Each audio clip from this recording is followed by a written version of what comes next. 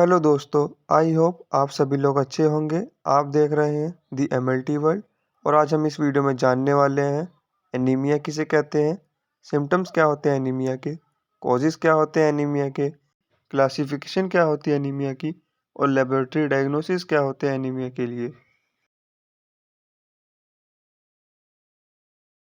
आइए दोस्तों, अब हम जानते हैं एनीमिया की डेफिनेशन क्या होती है। ये जो एनीमिया है ये एक ऐसी कंडीशन है जिसमें हमारे number of red blood sales और हीमोग्लोबिन की कंसंट्रेशन नॉर्मल रेंज से कम हो जाती है।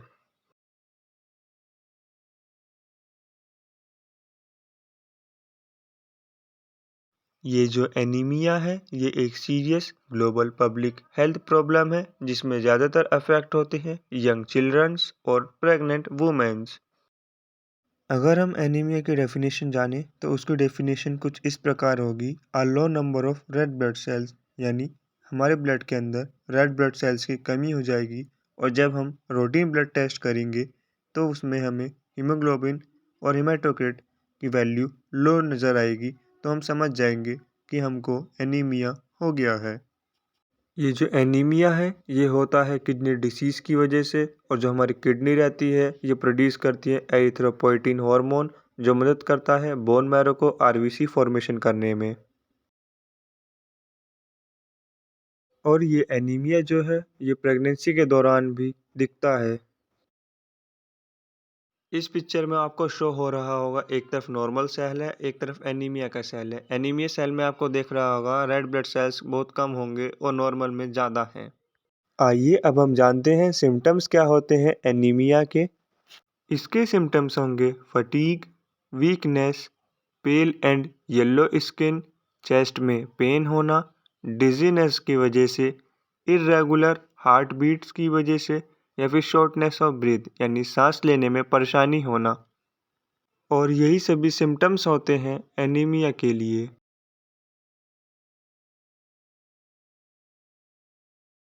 आइए अब हम जानते हैं एनीमिया के कॉजेज़ क्या होते हैं।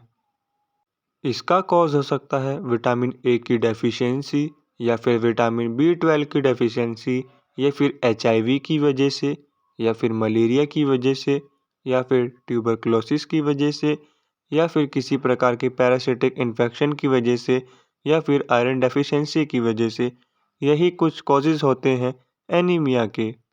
आइए अब हम जानते हैं मॉर्फोलॉजी क्लासिफिकेशन क्या होती है एनीमिया की।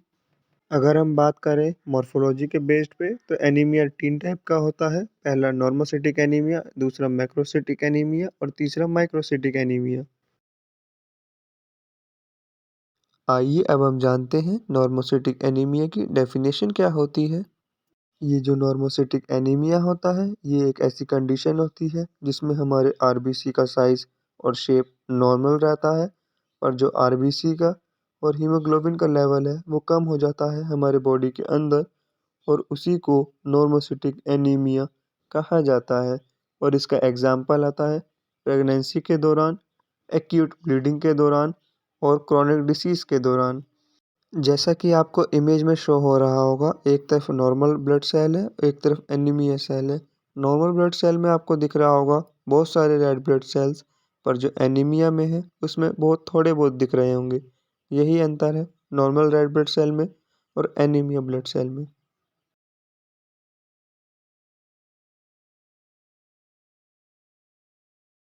आइए अब हम जानते हैं मैक्रोसिटिक एनीमिया की डेफिनेशन क्या होती है। ये जो मैक्रोसिटिक एनीमिया होता है ये एक ऐसी कंडीशन होती है जिसमें हमारे आरबीसी का साइज़ बढ़ जाता है, और जो हमारे आरबीसी रहते हैं ब्लड के अंदर और हीमोग्लोबिन रहते हैं उसका लेवल कम हो जाता है। इसी को मैक्रोसिटिक एनीमिया कहा जाता है। इसका एग्जाम्पल होता है मेगैलोब्लास्टिक एनीमिया।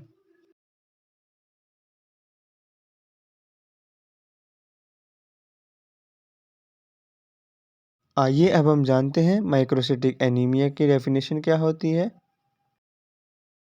ये जो माइक्रोसिटिक एनीमिया होता है ये एक ऐसी कंडीशन है जिसमें हमारे आरबीसी का साइज डिक्रीज हो जाता है, और जो आरबीसी रहते हैं और हीमोग्लोबिन का लेवल भी कम हो जाता है हमारी बॉडी के अंदर। उसी को माइक्रोसिटिक एनीमिया कहा जाता है।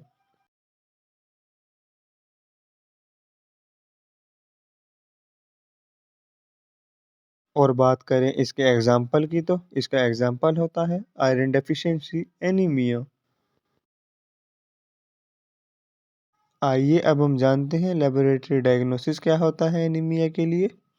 एनीमिया को डायग्नोसिस करने के लिए हम कर सकते हैं सीबीसी टेस्ट जिसे कहते हैं कंप्लीट ब्लड काउंट, या फिर हम कर सकते हैं पीबीएफ जिसका मतलब होता है पेरिफेरल ब्लड फिल्म, या फिर हम कर सकते हैं आयरन टेस्ट, या फिर कर सकते हैं हीमोग्लोबिन टेस्ट, या फिर हम कर सकते हैं फोलिक एसिड के लेवल्स को, या फिर हम कर सकते हैं विटामिन बी 12 को। इसके ट्रीटमेंट्स डिपेंड होते हैं डायग्नोसिस के ऊपर। अगर आयरन की डेफिशिएंसी है तो आयरन सप्लीमेंट्स दिए जाते हैं। अगर विटामिन की कमी रहेगी शरीर के अंदर तो विटामिन बी सप्लीमेंट्स दिए जाएंगे। अगर ब्लड की कमी है तो ब्लड ट्रांसफ्यूजन्स किया जाएगा, या फिर कुछ मेडिकेशन दी जाएगी यानी मेडिसिन दी जाएगी जिसकी वजह से आरबीसी का लेवल बढ़ जाए हमारी बॉडी के अंदर। Thanks for watching our videos.